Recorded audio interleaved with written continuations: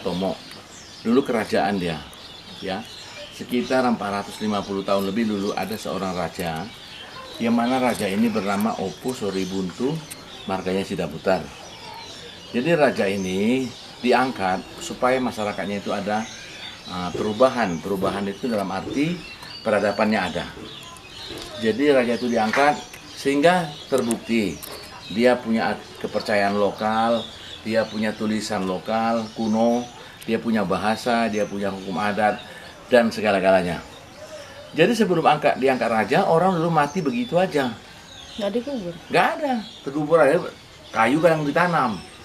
Jadi kepercayaan lokal ini, permalim namanya, biasanya ini lebih banyak dikoordinasi oleh hukum adat. Hukum adat ini membuat peradaban dia ada, harga diri dia ada.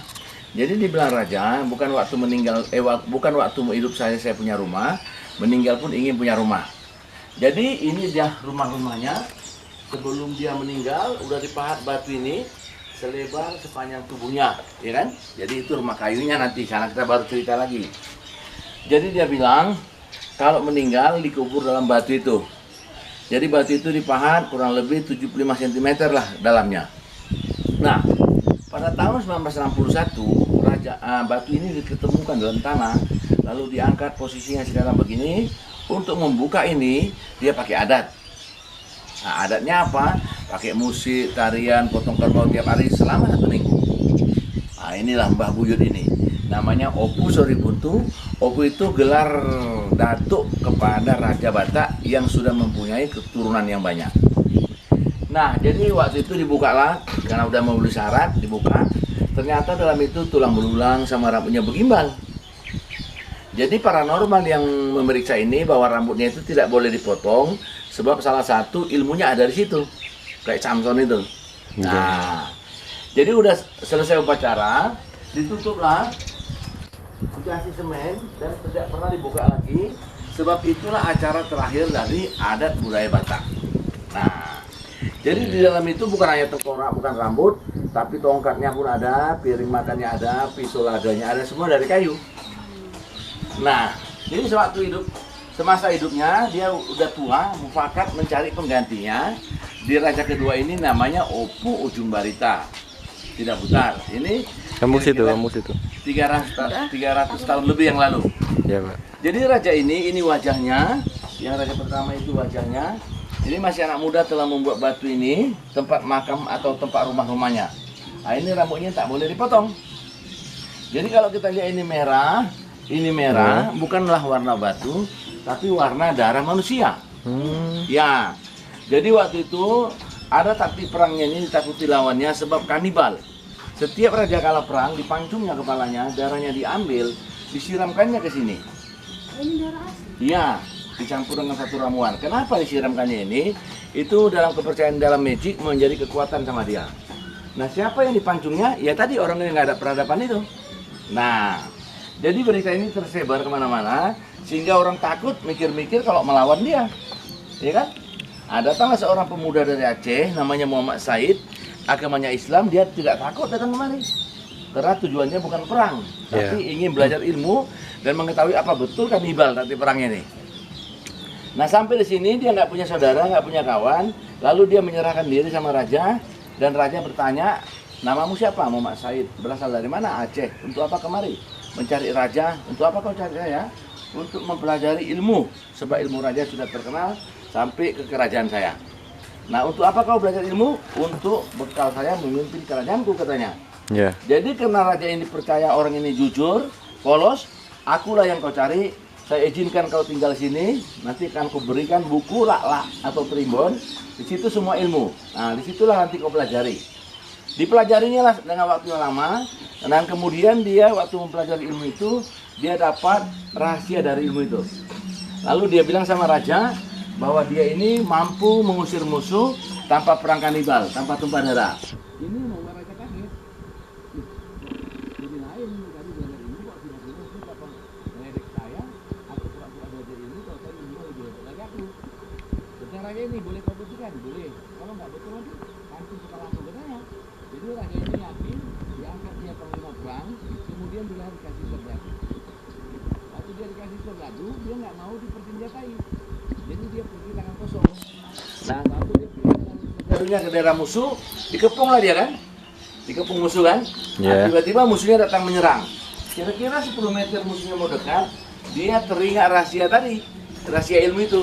Maaf kata disuruhnya saudaranya buka kain dulu, telanjang. Dikasih tunjuk dengan musuh, musuhnya lari puntang-panting. Iya kan? Senjata di tangan. Cuman gitu aja. Nah, kenapa begitu kan?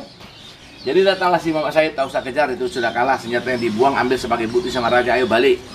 Begitu balik, raja tanya, loh macam mana kau rampas senjata ini kok saudaramu nggak ada luka? Hebat juga kau, jangan-jangan kau punya ilmu spesial dari kerajaanmu. Tolong kasih tahu sama saya, katanya. Kata Mama Said, dia nyembah-nyembah raja. Mohon maaf raja, ilmunya semua dari sini, tapi saya mendapat rahasia ilmu itu, yang mana rahasia itu mengatakan, tidak boleh satupun orang melihat yang telanjang. Kalau dia lihat, dia bisa sial 7 keturunan. You know? Nah, kedua, nyalinya pun bisa hilang seketika itu. Dan ketiga, ilmunya boleh tawar. Jadi raja merasa salut sama dia. Dia bilang, syukurlah kau pakai itu dalam perang, bukan tiap hari kan. Gawat lah kalau tiap hari gitu. Jadi dihormati dia sebagai pahlawan kerajaan, dibuat patungnya. Sesuai tadi tertib raja nggak ada kain itu. Malu dia, ditutupnya kemaluannya. Patungnya yang di bawahnya itu, Pak? Iya, ini dia. Kemana-mana dia dulu pakai songkok, pakai sarung, kayak ustadz lah. Iya. Nah, kenapa dia bisa kompak sama raja ini? Karena pantangan makanan pun ada serupa, nggak mau makan daging babi, yang haram-haram nggak mau. Padahal raja ini kepercayaan, dia Islam. Nah itu si perempuan sana yang pakai mangkuk di atas kepala itu Ati Malila, itu pacar raja ini sudah 10 tahun tidak pacaran, tidak jadi kawin. Itu pacarnya. Iya, pacarnya, Anti Malila namanya. Iya. Waktu pesta perkawinan dia diguna-gunai oleh raja lain karena cinta raja itu ditolak, dia marah dikasih guna-guna. Jadi dia pun pergi meninggalkan pesta itu, nggak tahu kemana rimbanya. Ada yang bilang disembunyikan sama hantu atau setan. Tapi yang pasti memang kena guna-guna. Jadi raja ini kawin dengan perempuan lain namanya si Unun. Dia bilang ini tidak ada pacar-pacaran ini, spontanitas. Langsung nikah langsung. gitu. Ku terima kau jadi istriku, tapi kau jangan marah kalau aku buat patung pacarku itu pertanda atau mengingat cinta pertamaku, katanya. Itu makanya ada patung di sana. Ya kan? Iya. Jadi dia sama istrinya di dalam batu ini dikubur, tapi patung istrinya nggak dibuat. Raja ketiga ini udah Kristen, peralihan dari kepercayaan kepada Kristen 100 tahun lalu. Ini berkat misionaris dari Jerman, no mention. Ya kan? Sesudah ini beragama, ya saudaranya pun nyusul lah, 4, ke 5, ke 6. Oh iya. Nah kalau kuburan yang pendek-pendek ini tulang belulang daripada abdi raja ini. Kalau kain ini putih merah hitam, seperti warna rumah ini, yang diukir dikasih warna, yang dia bilang putih dunia atas itu suci, merah dunia tengah kehidupan, hitam dunia bawah kematian. Kemudian akhir dari cerita ini ada cecak dan payudara. Nah cecak ini simbol raja, dia bilang marilah kita hidup macam cecak, lebih baik daripada satu kerajaan, satu marga kita jadi susah kawin. Ya kan? Barangkali ada yang melanggar. Kalau ada yang melanggar zaman dulu itu dipancung. Kalau ada yang melanggar zaman sekarang diusir. Itu zina. Nggak boleh, itu saudaranya itu. Satu marga, misalnya saya Sida Butar kan, istriku Buru Sida Butar, nggak boleh. Apalagi satu rumpun marga lain, nggak boleh. Jadi raja bilang kayak cecak saja, mau lengket di mana-mana mencari hidup. Ya mungkin dengan begitu dia dapat jodoh kan. Pergilah mereka merantau macam cecak, ada di mana-mana. Itu maksudnya cecak itu. Baru di depan cecak itu ada payudara. Istrinya bilang kalau kau mencari hidup, kehidupanmu pergi macam cecak. Kalau sudah dapat kehidupanmu, jangan lupa cari istrimu. Itu kok payudaranya ada 4, Pak? Nah, itu simbolnya gimana? Iya. Jadi datang istrimu, carilah istrimu yang tomo. Tomo itu maksudnya, kalau rajanya tomo itu gemuk. Kalau perempuan itu montok, subur. Jadi dia harus mengingat prinsip Batak, kalau banyak anak, banyak rezeki. Artinya orang tua dulu ingin punya cucu banyak. Jadi dicarinya lah perempuan yang subur. Kalau yang subur gimana? Maaf kata kalau payudaranya besar. Nah itu wanita subur. Jadi dibuatnya ampas itu bahwa dia bilang wanita Batak itu harus memiliki kesuburan. Di dalam kesuburan ada kehidupan, itu ada kesejahteraan, ada kesetiaan. Nah itulah pesan-pesan raja ini yang sudah menandai diingat. Makanya rumah tangga kita orang Batak jarang itu berkelahi atau ceri kan, jarang. Kelahi 3 hari nanti udah balik lagi, jarang ke pengadilan dia. Nah itulah cerita yang di sini. Sekarang kita udah siap. Nah, ada